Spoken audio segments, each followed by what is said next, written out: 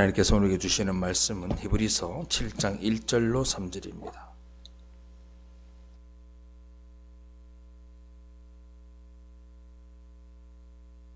히브리서 7장 1절로 3절 말씀입니다.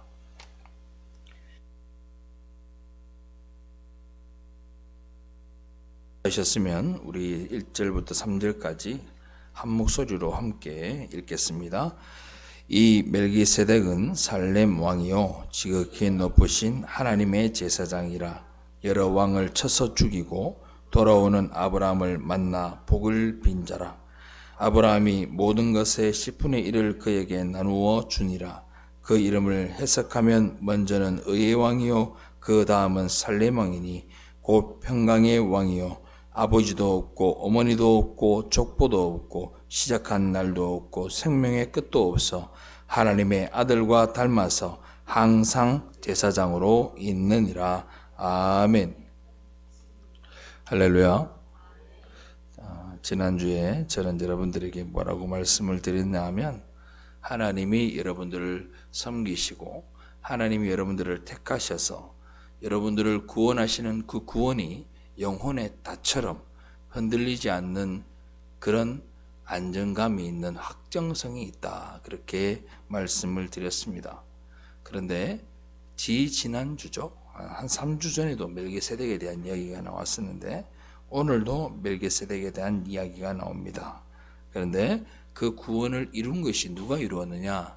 멜기세덱이 이루었다라고 이야기하고 그 멜기세덱이 오늘 3절 말씀에 보니까 의의 왕이요 살렘 왕이요 곧 평강의 왕이요 아버지도 없고 어머니도 없고 또 시작한 날도 없고 생명의 끝도 없어서 하나님의 아들과 닮아서 항상 제사장으로 있느니라 그러고 있습니다. 이 멜기세덱을 살렘 왕이라고 하는데 살렘 왕이라는 말은 살렘 왕이라는 자체가 평강의 왕이라는 뜻입니다. 그래서 이사야에 보면 이 평강의 왕이 바로 하나님의 아들 예수 그리스도라고 이사야서가 우리에게 말하고 있습니다. 그런데 중요한 건 오늘 등장인물이 누구냐? 아브라함과 멜기세덱이라는 사람입니다. 자, 그러면 하나 물어봅시다. 오늘 말씀 중에 보니까 이 살렘 왕 멜기세덱이 아브라함에게 복을 줬다, 복을 빌었다라고 이야기하고 있습니다. 오늘 내용을 요약하면 그래요. 아브라함이 원래 이 말씀이 어디에 나오느냐? 창세기에 나오는 말씀입니다. 아브라함이 4왕, 5왕의 전쟁, 그 전쟁에서 전쟁에서 그 왕들과 싸워서 5왕과 싸워서 승리한 그날 살렘 왕 멜기세덱이 아브라함을 만나게 되고 이 멜기세덱이 아브라함을 보자마자 복을 빌어줍니다. 그를 축복합니다. 그랬더니 아브라함이 그 멜기세덱에게 11조를 하나님 앞에 드린 장면이 여기에 들어와 있어요. 근데 순서를 한번 봅시다. 복을 빈 게 먼저인가요? 복을 받은 게 먼저인가요? 아니면 헌금을 한 게 먼저인가요? 복을 받은 게 먼저입니다. 복을 받았기에 그가 하나님 앞에 예물을 드리는 겁니다. 아브라함이 11조를 해서 복 받은 게 아니고 복을 받아서 하나님 앞에 예물을 드린 거예요. 우리는 헌금에 대해서 어떻게 생각을 해야 되느냐? 따라합시다. 복 받아서 드리는 겁니다. 그런데 이 복 받아서 드리는 것이 우리가 기브 앤 테이크의 의미로 해석하면 안 되고요. 하나님이 복을 주셨다라는 게 어떤 복이며 내가 주님 앞에 예물을 드리는 게 어떤 복인지를 여러분들이 잘 아셔야 돼요.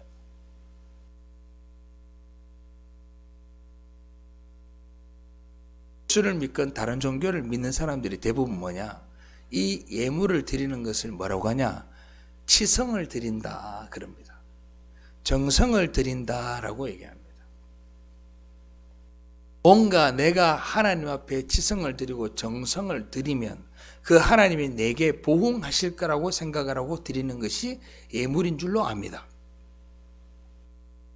여러분들은 그렇게 생각 안 하시는 것 같죠? 아닙니다. 그렇습니다.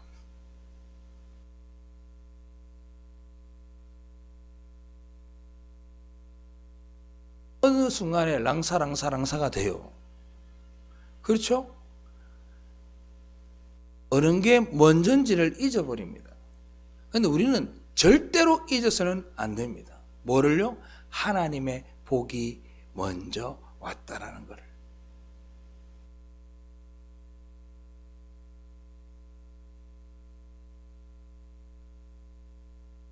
자신의 노력과 자신의 존재와 자신의 모든 것을 하나님 앞에 던지는 거예요. 하나님이 내게 복 주시고 하나님이 나를 택하여 주시고 하나님이 나를 구원해 주셨으니 하나님 내 인생의 모든 삶이 당신의 것입니다 라고 드리는 것이 11조고 헌금입니다. 내가 재물이다 라고 고백하는 거예요. 헌금을 한다라고 말하는 건 나를 던진다라는 말과 똑같은 말이에요. 때문에 헌금은 우리의 손을 떠난 순간부터 잘 사용되길 바라면 되지, 그게 어떻게 사용되는 것이든 영적으로는 관심이 없습니다. 하나님께서.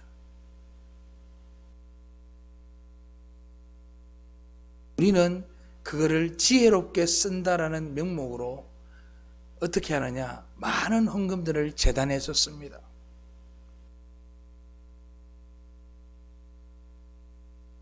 또 한 교회가 있어요.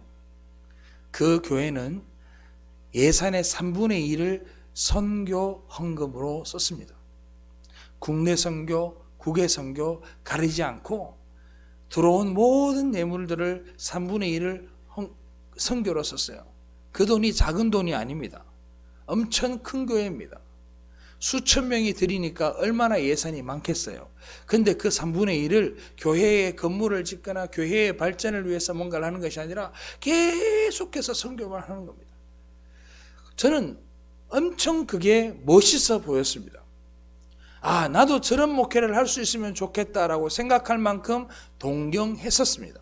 그런데 헌금은 어떻게 쓰느냐가 중요한 게 아닙니다. 따라합시다. 어떻게 드리느냐, 어떻게 드리느냐가 중요한 거예요.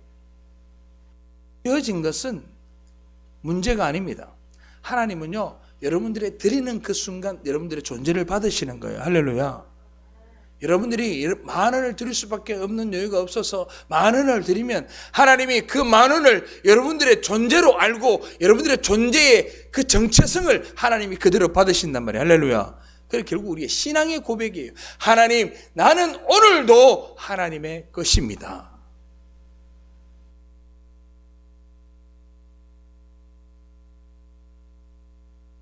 그러니까 멜기세덱에게 아브라함이 복을 받자마자 11조를 드렸다는 것, 그 순간 아브라함의 인생이 하나님 앞에 압류당하는 거예요. 하나님 앞에 차압당하는 거예요. 할렐루야. 여러분들이 교회에 와서 하나님, 내 인생이 당신의 것입니다라고 헌금을 드리는 순간 여러분들은 하나님께 압류당하는 거라고. 할렐루야. 그러면 여러분들 인생은 그때부터 여러분들 게 아니에요. 완전히 압류당하는 거란 말입니다. 그런데 문제는 압류당하고 나면 하나님이 나를 압류하면 좀 나를 달라지나요? 달라집니까? 하나님이 내 인생을 차압했는데 좀 달라지지 않을까요? 여러분들 그렇게 생각하세요? 죄송한데 그렇게 달라진 게 없습니다. 이런 거예요. 여러분들이 누구한테 돈을 빌려줬어요. 그래서 그 돈 빌린 사람 집에 가서 귀한 물건을 하나 가지고 옵니다. 여러분들이 차압을 하고 압류를 한 거 아닙니까? 돈 갚으면 줄게. 그 압류된 물건이 우리 집에 온다고 해서 달라질 게 있냐고요? 없단 말입니다. 우리 인생은요, 하나님 앞에 차압당했지만 달라질 게 없어요. 달라진 건 딱 하나예요. 따라합시다. 주인이 바뀌었다. 이게 중요한 거예요. 아브라함이요, 11조를 드리고 난 다음에 인생을 차압당한 믿음의 조상이 되지 않습니까? 그런데 아브라함이 어떤 삶을 살았나요? 정말 거룩한 삶을 살았을까요? 그렇지 않습니다. 나를 두 번이나 버렸습니다. 나보다 못해요, 아브라함은. 마누라를 두 번이나 팔아먹으려고 그랬어요. 환경이 그래서 그렇다? 아니요. 아내를 지키는 남편들도 그때도 많았습니다. 아내를 두 번이나 팔려고 그랬어요. 왜? 지 살라고.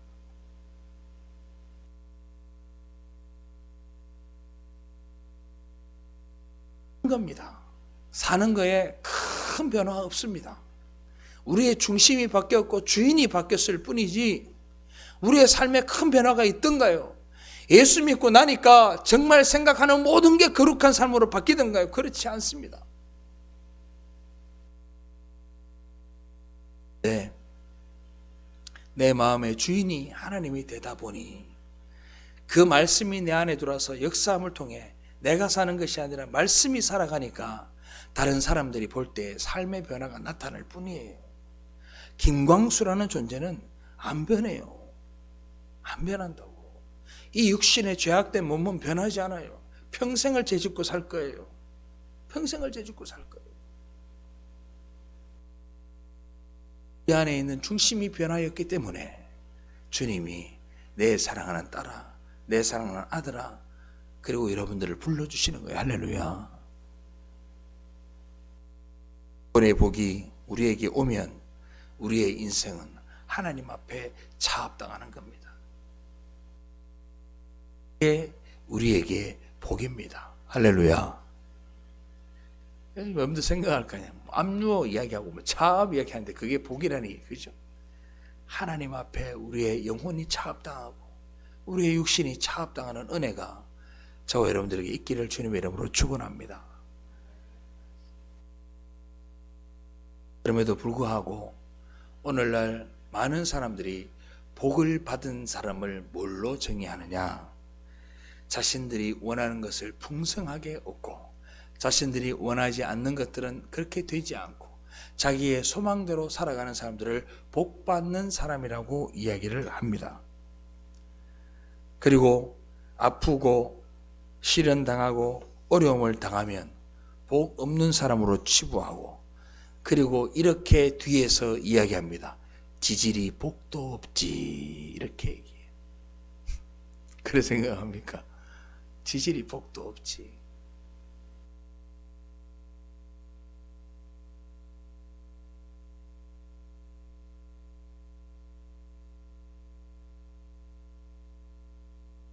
지질이 복 없는 사람에게 뭘 이야기하느냐? 니도 이런 복 받고 싶으면 교회에 오라고 이야기합니다. 하나님이 다 해결해 줄 거라고 이야기합니다. 우리의 인생이 복되게 되고 풍성하게 되고 다 잘 될 거라 이야기합니다. 아닙니다. 우리는 그렇게 전도하는 게 아니에요. 우리는 다 벌레 같은 존재인데 예수만이 우리를 하나님의 백성 삼을 수 있다. 할렐루야. 그게 복음이잖아요. 그거 전해야 된다고. 우리는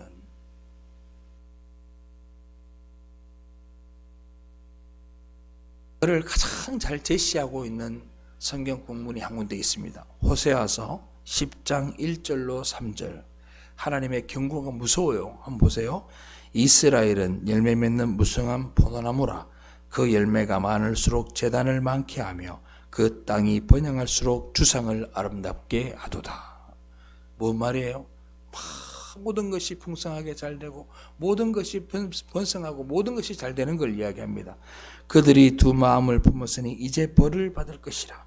하나님이 그 제단을 쳐서 깨뜨리시며 그 주상을 허시리라. 그들이 이제 이르기를 우리가 여호와를 두려워하지 아니하므로 우리에게 왕이 없거니와 왕이 우리를 위하여 무엇을 하리요 하리이다. 아멘. 이 무슨 말이냐면요, 인간이 풍성하여 잘되고 잘된 것을 자랑하고 주상을 빛나 이런 것들을 가지고 살아간다는 건 두 마음을 품었다 그래요. 그게 문제가 아니고 뭐라는 얘기예요? 너희 마음에 예수가 있느냐 없느냐, 은혜가 있느냐 없느냐, 하나님 앞에 온전히 서 있느냐, 그게 없으니 내가 너희를 부순다고 이야기합니다. 오늘날 교회를 향해서 하나님이 주시는 말씀이 뭘까요? 바로 이 말씀이에요. 교회가 커지고 사람들이 많아지고 재정이 많아져서 엄청나게 풍요하게 된다고요? 하나님이 치셔요. 어떻게 치시냐? 큰 교회는요, 저는 항상 그 큰 교회 목사님들을 위해서 기도해요. 무슨 기도를 하냐? 목사님, 하나님 저들을 지키시고 보호하여 주옵소서.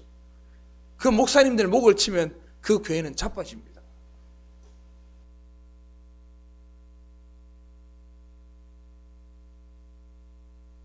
이 신드롬을 일으켰던 목사님이 계십니다. 그분이 설교를 하면 대학생이 수천 명, 수만 명이 모이는 교회였습니다. 그가 엄란한 7개의 죄를 범하여서 그게 뉴스에 나오게 되고 엄청나게 많은 사람들이 교회를 떠나게 되었습니다. 그리고 염치 없는 그 사람은 그 나머지 사람, 그래도 자기를 따르는 몇 사람을 데리고 그 근처에서 또 교회를 개척을 해서 지금도 많은 사람들이 그 교회를 가고 있습니다.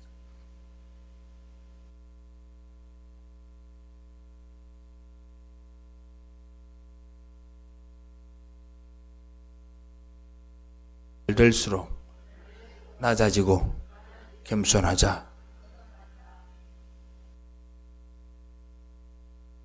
이스라엘의 율법을 지키고 제사를 지나면서 자기들이 굉장한 열매를 거두어 드렸다고 생각합니다. 그거 다 하나님이 하신 건데 자기가 한 줄로 아는 거예요. 자기가 그렇게 해서 된 줄로 아는 거예요. 내가 정성과 지성을 많이 들여서 많은 열매를 받은 줄 아는 거예요. 하나님이 그러는 거예요. 아니야 이놈들아, 내가 하는 거야 하고 그걸 거두신단 말입니다. 인류의 역사 가운데 하나님의 역사는 항상 그랬습니다. 하나님의 영광이 온전히 드러나지 않을 때 하나님은 인간을 치시는 거예요.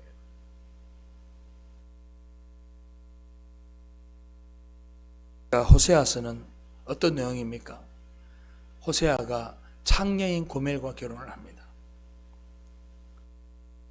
그런데 그 창녀인 고멜과 결혼하는데 이 결혼한 이 고멜이 자기가 창녀인 것을 알고 이 창녀 정말 죽을 것 같은 너무나도 낮아진 곳에서 정말 썩어질 것 같은 그 상태에서 자기를 구원해 준 그 호세아 선지자를 그냥 자기의 사랑으로 알고 자기의 신랑으로 알고 끝까지 사랑한 것이 아니라 또 나가서 몸을 팔다가 노예시장에 팔려나가게 됩니다. 완전히 헐벗어서 있을 때 그때 호세아가 가서 뭘 줍니까? 보리 한 호멜과 은 15을 주고 그게 은 30냥입니다. 그리고 발가벗고 있는 그 고멜을 자신의 옷을 벗어 덮어 싸고 그 여자를 데리고 옵니다. 그게 호세아 선지자의 복음이에요. 우리는 어떤 존재여야 되느냐? 내가 장녀입니다. 나는 하나님 어떤 자격도 없습니다라고 말하는 게 필요한 거예요. 그런데 우리가 뭐라 그래? 그 노예시장에 서서도 하나님 내가요 오늘은 이런 일도 했고 저런 일도 했고 이런 것도 했고 저런 것도 했어요 라고 이야기하고 있는 거예요. 제가 며칠 전에 서울 올라가서 삼육대학교라고 여러분들 아시죠? 그 삼육대학교가 어떤 대학교냐? 제7일 안식교라는 교단에서 세운 교회입니다. 제7일 안식교라는 교단에서 거기에 100억의 돈을 기부한 사람을 제가 만났습니다. 얼마를 기부했다고? 100억. 100억은 우리는 구경도 못했는데 100억을 기부한 사람을 만났어요. 강남에서 제일 먼저 성형외과를 차려서 돈 번 사람이래. 돈이 어마어마하게 많대.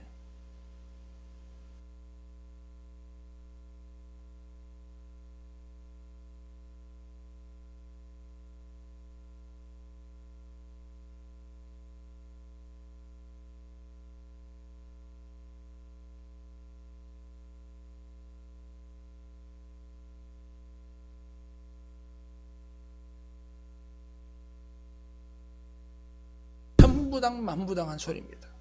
제가 그래서 이야기를 하다가 그 이야기를 했습니다.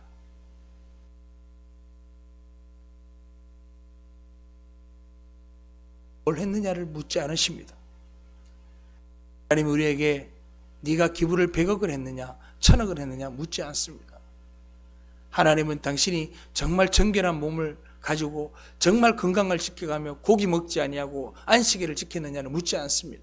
하나님이 우리에게 물으시는 건 딱 하나예요. 너에게 예수 그리스도의 피가 있느냐. 할렐루야.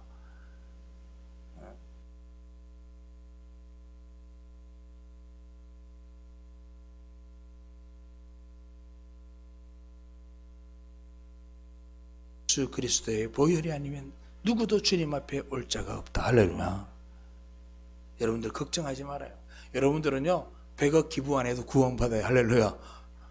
100억 기부 안 해도 구원받아요.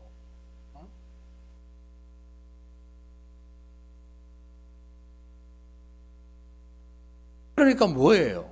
신랑 대신 예수께서 오셨는데 이 신부라는 것들이 그냥 신랑만 바라보고 있으면 되는데 그 아무리 더럽고 아무리 추하고 빨가벗고 추하고 장녀의 몸을 살아도 하나님이 내가 너를 선택하였다. 네가 내 아내다라고 신부라고 선택해 줬는데 이놈의 신부가 뭐라 그러냐.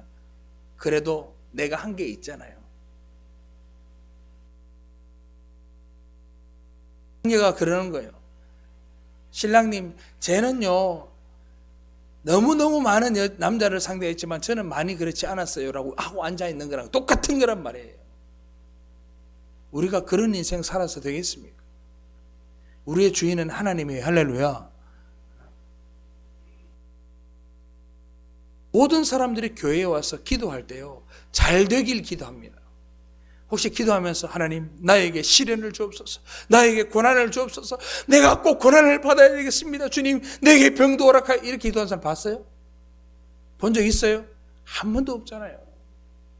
다 잘 되길 기도합니다. 다 의도하는 대로 소망하는 대로 되길 기도합니다. 그게 무슨 말이냐? 무성한 포도나무와 열매 그 모든 것을 자신의 의지로 만들어내겠다는 얘기예요. 내가 기도해서 마치 농사 짓듯이 내 삶에 맺어지는 열매들이 풍성하기를 바라는 거예요.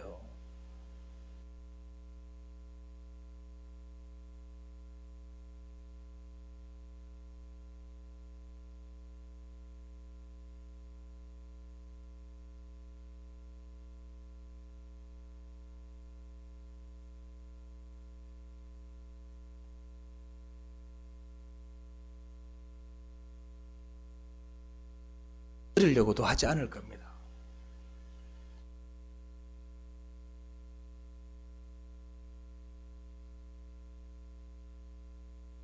그리스도가 또 십자가가 지혜다 이렇게 얘기합니다. 자 봅시다. 고린도전서 1장 23절로 24절.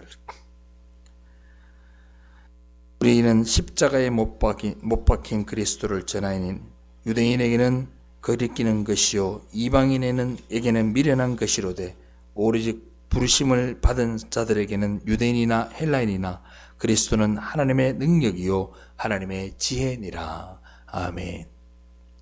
예수 그리스도와 그 그리스도의 십자가가 지혜입니다. 아멘. 이 지혜를 로마의 관원들이 알았더라면 예수 그리스도를 십자가에 못 박았지 않았을 겁니다. 이 지혜를 알았더라면 바리새인과 서기관과 사두개인과 많은 유대인들이 예수 그리스도를 십자가에 못 박는데 찬동하지 않았을 겁니다. 자신의 못난 것들이 들추어지고 자신의 삶들, 자신의 율법을 지켜가는 그 외식들이 들추어지니까 그들이 생각하기에 이 예수만 죽이면 될 줄로 알고 죽였더니 그 예수 그리스도가 죽어 온 피를 흘려 온 열방을 뒤덮게 되고 그 예수 그리스도의 피를 믿는 자마다 구원받는 역사가 나타나게 된 거예요. 할렐루야. 예수의 피로 살아야 되는 존재가 성도인데 그 피가 필요 없는 성도는 성도가 아닙니다. 그 예수 그리스도의 죽으시는 낮아지심이 필요 없는 성도는 죄송한데 교인이 아닙니다. 신자가 아니에요. 예수의 피가 꼭 필요한 사람들만 하나님의 백성인 줄로 믿으시기 바랍니다. 저는 그게 필요한 사람이에요. 저는 우리 교회 성도들이 그게 필요한 사람들이 되기를 바랍니다.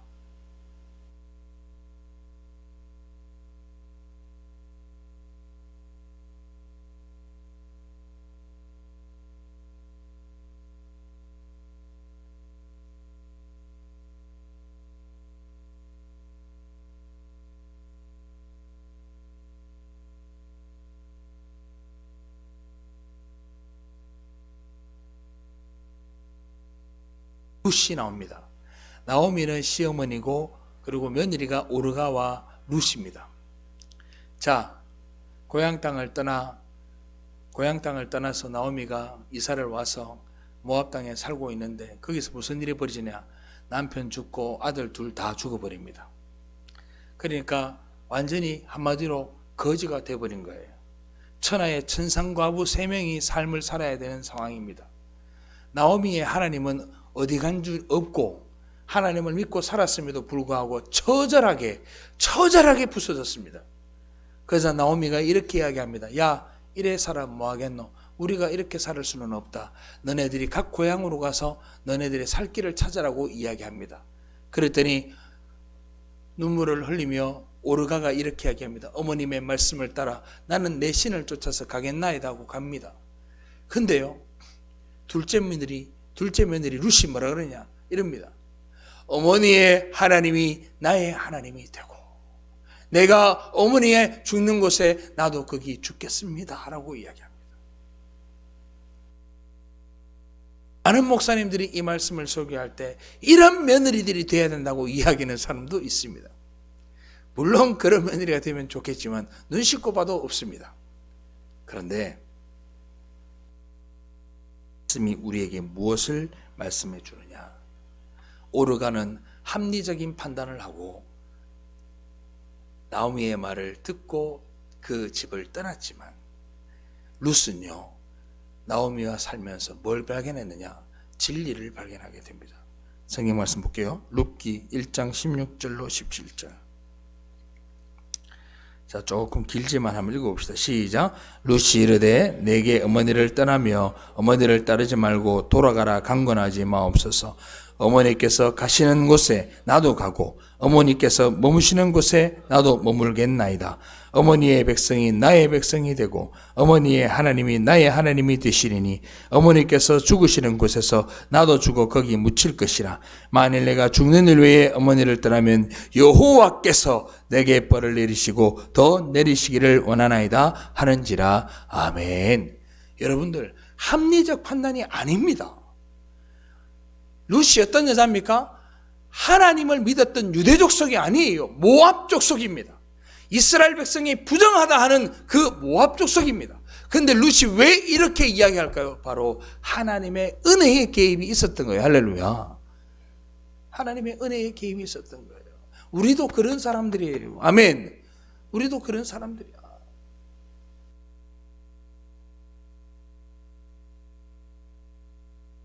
아브라함에게 복 주셨듯이 룻에게도 복을 주신 거예요. 할렐루야. 그 복을 저와 여러분들이 받은 줄로 믿으시기 바랍니다. 룻이 하나님의 어떤 도움을 받아서 복을 누렸나요? 사람이 받을 만한 복을 그가 받았던가요? 그렇지 않습니다. 나오미는 평생 하나님을 섬기고 살았지만 그 삶이 어떠했습니까? 참하기 거지없는 거지의 삶을 살았습니다. 남편이 죽었는 천상 과부의 삶을 살았습니다.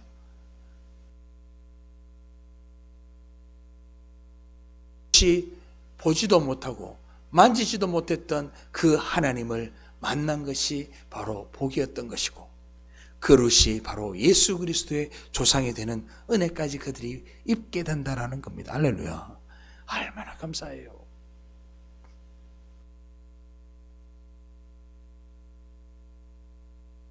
그렇게 눈에 보이시는 것으로 역사하게 하려고 했다면 능력이 없어서 못하게 하셨겠냐고요. 저는 그런 생각했어요. 하나님이 정말 이 교회를 말이야, 이 인간적으로 부흥을 시켜서 진짜 온 열방이 말이야, 60억 인구가 전부 다 교회에서 예배를, 멋있지 않아요? 주일날 60억 인구가 전 세계가 다 예배를 드리는, 그렇게 하나님이 만들 수 없어서 안 만들까요? 정말 그렇게 생각하세요? 하나님이요, 능력이 없어서 우리에게 기적을 안 베푸시냐고요? 제가 그렇게 생각했어요. 하나님, 이 땅에 있는 모든 목사들에게 적어도 공중부양 정도는 하게 해주셔야죠. 그렇지 않아요? 목사님 입장할 때 다리를 안 걷고 딱 있으면 싹 이렇게 걸어오게 만드는 거야. 얼마나 멋있어.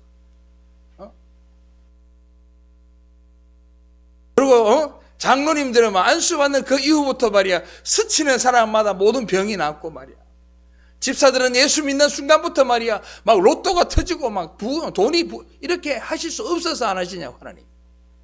그런 생각 해본 적 없으세요? 저는 그런 생각 많이 했어요. 왜 하나님이 예수 믿는 자들에게 복을 안 주십니까? 이들이 잘 되면 하나님, 교회가 부흥되고, 교회가 부흥되면 사람이 늘어나고, 사람이 늘어나면 선교가 더욱더 커지게 되고, 온 열방이 교회로 가득 차지 않겠습니까, 하나님? 이게 합리적인 생각 아니에요. 그런데 하나님이 뭐라 그래요? 우리 보고요, 세상에서 환난 당하라 그래요. 세상에서 고난 당하라 그래요. 울어라 그래요. 죽어라 그런단 말입니다. 우리는 뭘 빌어요? 날마다 교회에 와서 엎드려서 그런 거예요. 하나님, 조금만 더.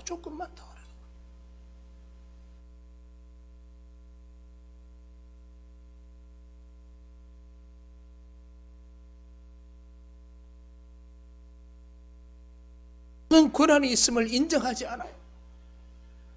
저와 여러분은 그 하나님의 절대 주권자 되심을 인정하게 되기를 주님의 이름으로 축원합니다. 우리가 뭐라고 하나님 앞에 이야기를 해요?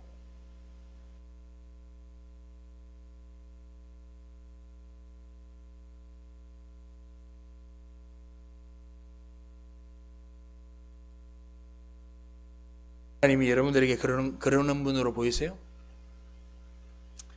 만약에 여러분들이 그렇게 생각하고 여러분들 귀에 그 말이 들린다면 그거는 제가 단언코 이야기할 수 있습니다. 마귀의 목소리입니다.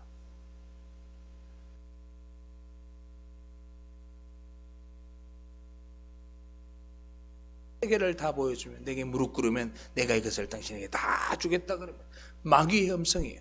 하나님은 단 한 번도 우리에게 그렇게 말씀하시지 않았어요. 단 한 번도 그러지 않았어요.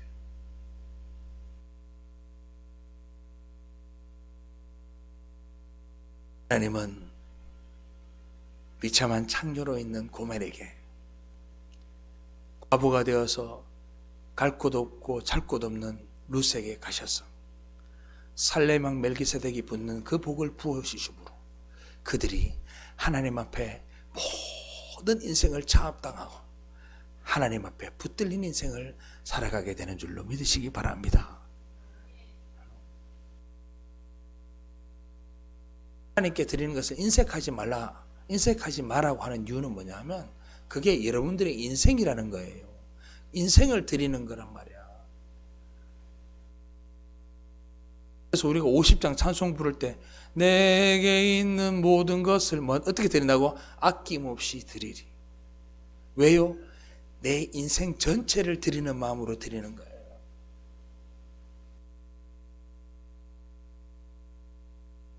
그렇게 나 자신이 죽고 나 자신이 부정되어질 때 하나님은 저와 여러분들을 완전히 다른 존재로 부활시켜 주실 줄로 믿습니다.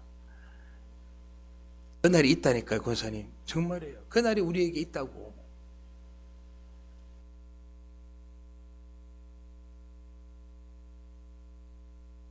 말씀을 지키며 산다라는 건 수가 말씀을 지키는 게 아니에요. 하나님이 주신 복으로 인해 내 안에 들어온 말씀이, 그 말씀이 내 삶을 주관하고 그 말씀이 나를 이끌고 살아가는 거예요. 주인이 바뀌어야 된다고. 주인이. 아멘입니까? 그 주인이 바뀌면 돼요.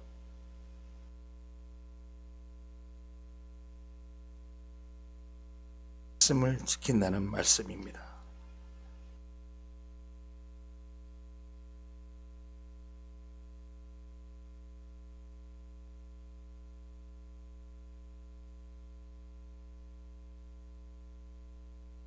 이야기하면 그 말씀을 많이 지킨 자와 적게 지킨 자가 있다고 해서 누구는 복 받고 누구는 복을 적게 받는 게 절대로 아닙니다. 여러분들은 하나님이 주시는 예수 그리스도의 십자가의 복을 받을 수 있기를 바랍니다. 꼭 그 복을 받아야 돼요. 그 복을 받았는지 안 받았는지 궁금하면 하나님하고 정말로 깊이 있는 기도를 하셔야 돼요. 주님, 기도하면서 정말 여러분이 뭘 만나야 되느냐. 하나님, 나는 아무것도 아닙니다. 주님이 아니면 나는 아무것도 아닙니다. 이 고백이 저 깊은 속에서 솟아올라와서 내 입을 통해 터져나오고 내 눈에 뜨거운 눈물이 흐르면서 그래 주님, 십자가의 보혈만이 나의 주인이 되십시오 주님, 이런 고백이 나오면 여러분들은 하나님의 백성 된 줄로 믿으셔도 돼요. 아멘.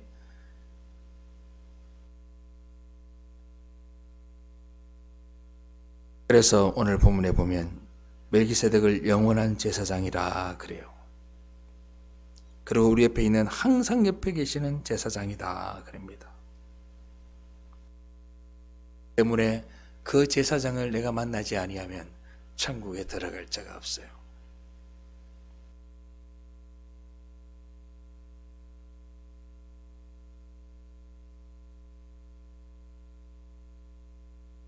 예수로 말미암아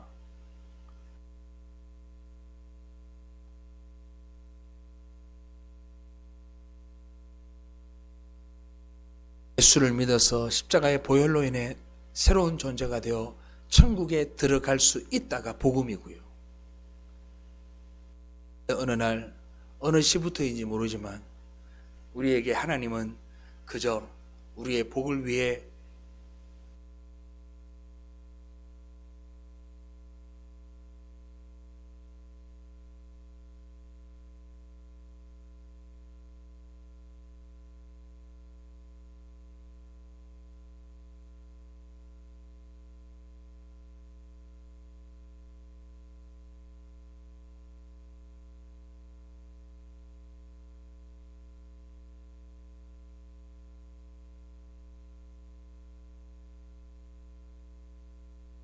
떼어주고 하나님께 복을 비는 장소로 바뀌어져 있습니다. 그래서 교회가 그런 교회 되지 않기를 주님의 이름으로 축원합니다. 우리 교회는 그런 교회 되지 맙시다.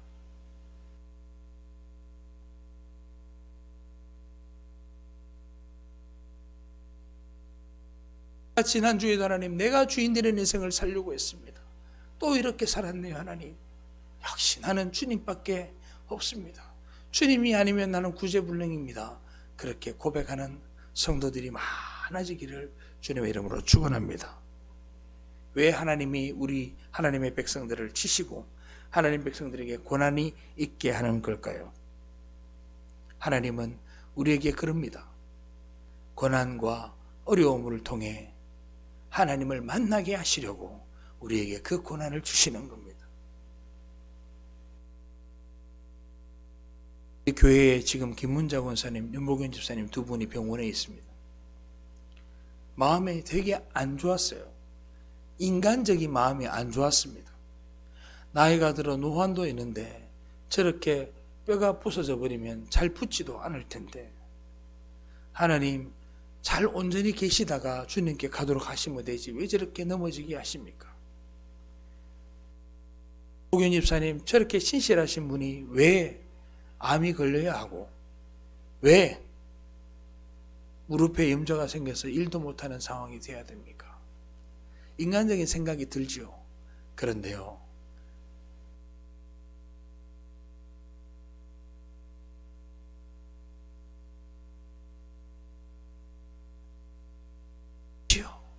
주님, 주님이 생각하신 대로 저들도 하나님의 뜻을 알게 하여 주옵소서. 아멘. 그걸 통해서 우리가 하나님을 만나는 거예요. 하나님 만나기를 꺼려하지 말고 하나님 만나기를 기뻐하는 여러분들 되시기를 바랍니다.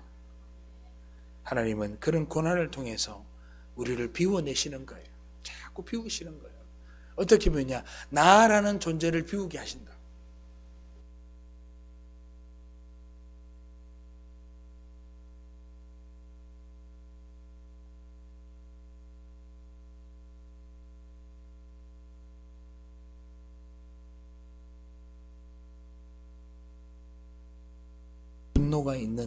분노가 막 치솟는 일도 있습니다. 그런데 그걸 다 겪다 보면 그 모든 것들이 합력하여 선을 이루어서 내 옆에 항상 멜기세덱 하나님이 내 옆에 있는 것을 여러분들이 경험하게 돼요. 할렐루야. 할렐루야.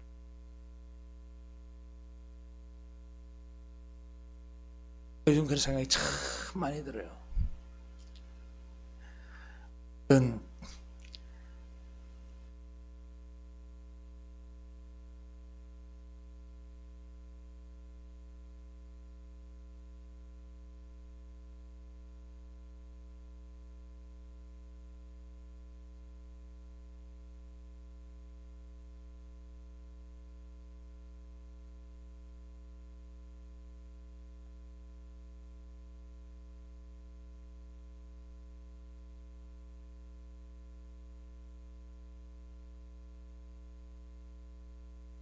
요 30년 전에 20년 25년 전이죠. 25년 전에 하나님 앞에 내가 목회 시작하면서 딱 했던 기도가 있어요. 그 기도는 지금도 변함이 없어요. 하나님, 종놈은 먹을 것 걱정 안 해요.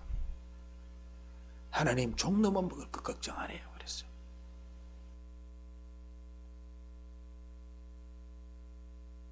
종놈은요, 하나님이 시키는 대로 하면 돼요. 먹는 건 누가 해결하신다? 하나님이 해결하시는.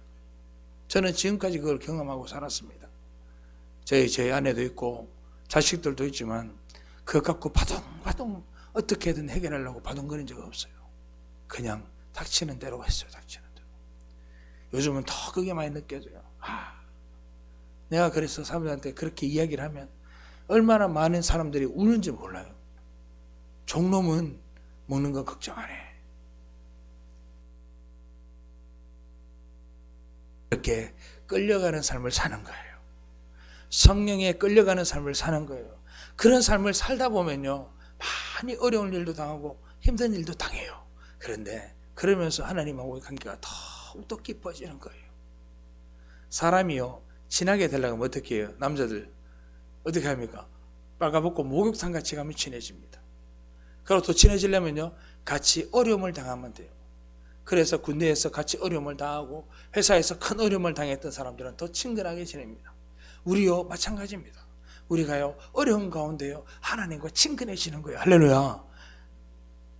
여러분들 어려움을 겁내지 마십시오. 때로는 우리가 용기 있게 하나님 앞에 이렇게 기도할 수 있었으면 좋겠어요. 주여, 나에게도 시련이 있어서 주님과의 긴밀한 만남이 있기를 원합니다. 주님, 나에게도 고난이 허락되는 은혜가 있게 하여 주옵소서 라고 이야기할 수 있는 성숙한 성도들이 되면 어떨까 한번 생각해 봅니다. 내가 피한다고 피할 수 없는 고난이라면 주님께 요청하는 고난이 되기를 나는 바라는 거예요. 그러면 얼마나 좋을까. 말씀을 마칩니다.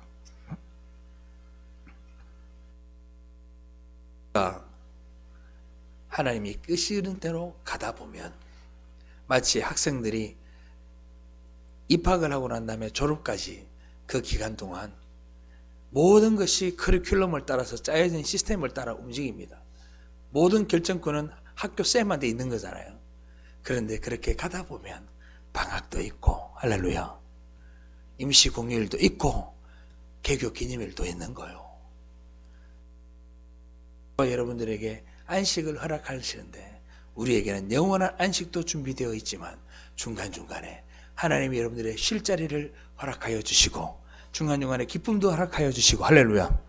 그럴 때 그 기쁨이 내한테 큰 거예요.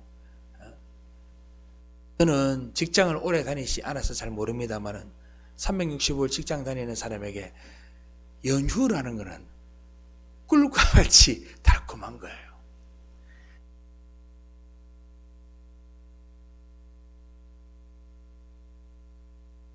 고난 때문에 우리에게 더 사랑스럽게 다가오는 하나님과의 만남이 될 겁니다. 1년에 세상 가운데서 치열하게 고난당하고 치열하게 싸우고 치열하게 핍박당하고 치열하게 어려움을 당하세요. 그리고 이 주일 주님 앞에 오면 이 주일이 주님과의 달콤한 만남의 시간이 될 거라고 저는 확신합니다. 사랑하는 성도 여러분, 주님이 주시는 복은 여러분들을 택하여 부르시고 일방적으로 주신 복이라는 것을 잊지 말고 그 복 받았으면 어떻게 하라고? 우리의 전부를 주님 앞에, 우리의 인생을 전부 주님 앞에 차합당하는 여러분들의 인생 되시기를 주님의 이름으로 축원합니다. 기도하겠습니다.